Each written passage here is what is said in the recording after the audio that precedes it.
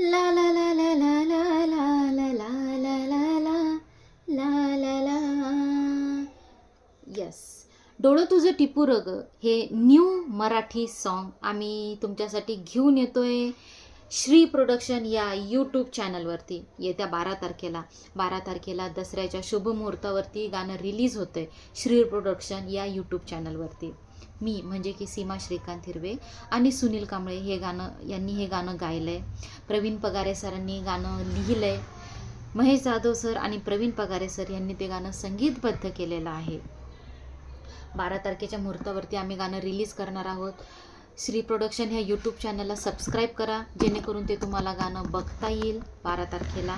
आणि तसेच इथून पुढेही यासारखेच या प्रकारचे छान छान गाणे आम्ही तुमच्यासाठी घेऊन येणार आहोत.